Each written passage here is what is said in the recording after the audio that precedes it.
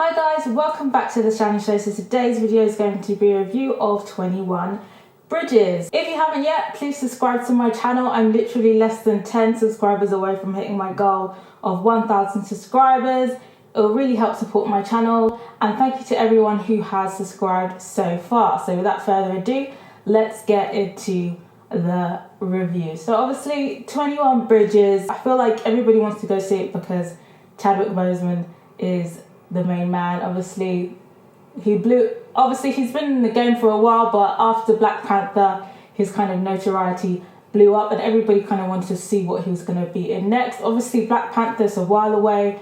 I'm not sure what year it's coming out, but it's not going to be coming out anytime soon, so it's kind of like, what are they all doing in between that time, and especially Chadwick Boseman.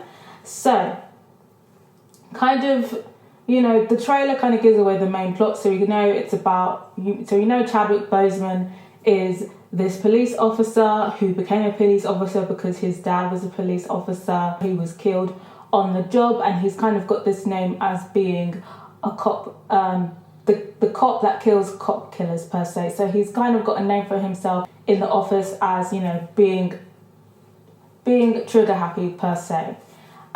So in the beginning of the film, we kind of get a backstory. We see him as a young boy at the funeral. Then it flash forwards to the present where he is a cop now. I think he's not like a police officer. He's probably higher up than a police officer. I'm not really sure if they said what his position was, but he doesn't really wear like a police officer uniform. He has a badge, but he's got like the swanky suit.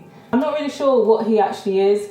If anyone could inform me, let me know. But I feel like it's not like a street cop, kind of like a place above a kind of your average police officer.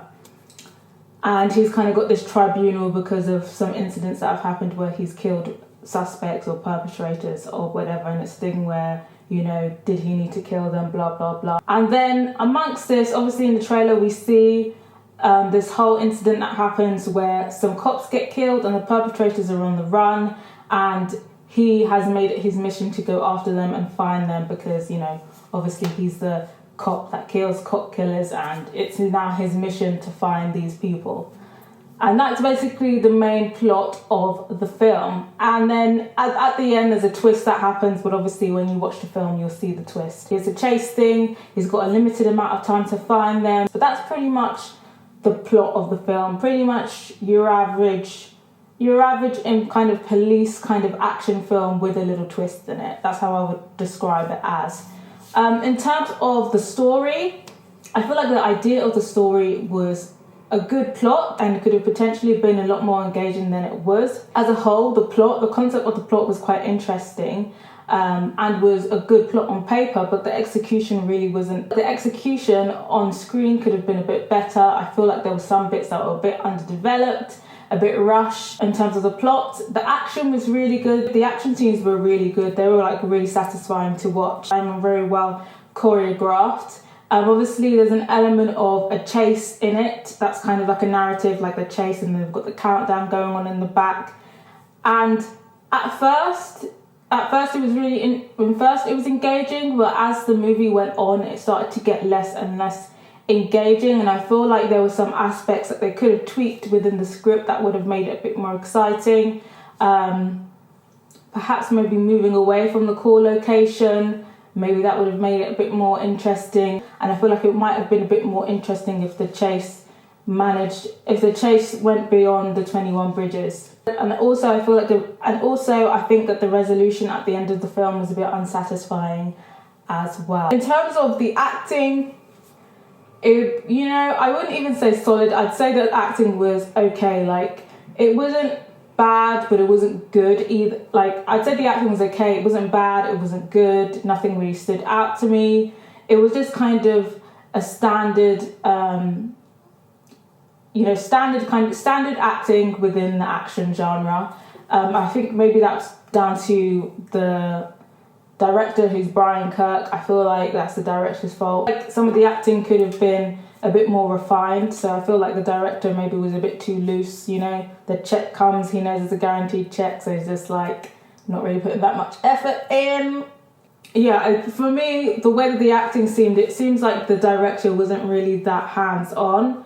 in my opinion. I feel like there was a lot of things where I was just like, is this all that they're giving me? Like, they could have so done this again in a better way. Yeah, there was a lot of the times where I felt like, you know, Chadwick Boseman can do a way better job than this. Sienna can do a way better job than this. So I definitely think maybe the director took a laid-back approach to the directing. In terms of cinematography, I really liked the landscapey cinematography. At the beginning, they kind of link in the bridges throughout the film, especially the opening scenes. Those were really beautifully shot. And you know, with drone footage, sometimes it can get a bit overplayed because I feel like everybody just rinses out that overhead kind of cinematography, but it worked quite well in this film, and the action scenes were shot really well. I really enjoyed all of the action scenes. In terms of the score, it was kind of just the typical action score, you know, it goes upbeat when there's actions, it slows down in the sad part, you know, the violin plays at the sad parts. Nothing that really kind of stood out to me. Overall, I'd say it was a good film. It wasn't like amazing. I wasn't really sure what direction it was going to go in. I was expecting it to just be a bit better, but the thing is, it's a thing where it wasn't a great film, but the action was really good. So if you like action, I would recommend going to see this. But then at the same time, in terms of competition this month, in terms of cinema, if you're somebody who likes to go to the cinema at least once a month, there isn't really that much competition. You know, in terms of competition, I feel like this is a great time for this film to come out because there's not really that much competition. So yeah, like I was saying, it wasn't great, but there were aspects that were good and there were aspects that were bad. So like the action was really good, but the story was a bit underdeveloped and a bit rushed. Overall, I'd give it a 3 out of 5. In terms of going to see it in the cinema, having seen the film, I think it entirely depends. It entirely depends what you're looking for. Like, in terms of an action film, it's not a sophisticated production, but it gives you what you want. You've got a chase, you've got some action, you might be a little bit unsatisfied with the ending, but all in all, it's a decent experience. I feel like it's entirely up to you in terms of what you are looking for a film. If you're just looking for, you know, if you're just looking for kind of a light film that has some action in it, then I'd say go see it. If you're looking for something that's like on James Bond level, this probably won't be for you and you'll probably be a bit unsatisfied. It just depends on your taste of action films, what you're looking for in an action film. In terms of going to see this in the cinema, I would consider it. In terms of, you know, if I was going with somebody and said they wanted to watch an action film, I would put it on the list and we'd go from there. But in terms of watchability and entertainment, I kind of, it does feel like something I'd probably watch on Netflix rather than the cinema, but I wouldn't entirely rule out watching it in the cinema. Like I said, it depends what you're looking for in an action film. The film also touches on various subjects such as, you know, morality of cops, you know, good cops, bad cops. Do they need to use police brutality? Do they need to use deadly force all the time? It kind of touches on that quite loosely, but I don't think it really grasps a social argument or something, or posed a question to us as the audience. It just kind of felt like, let's sprinkle it in. Let's sprinkle a little bit of police brutality in there to like be current.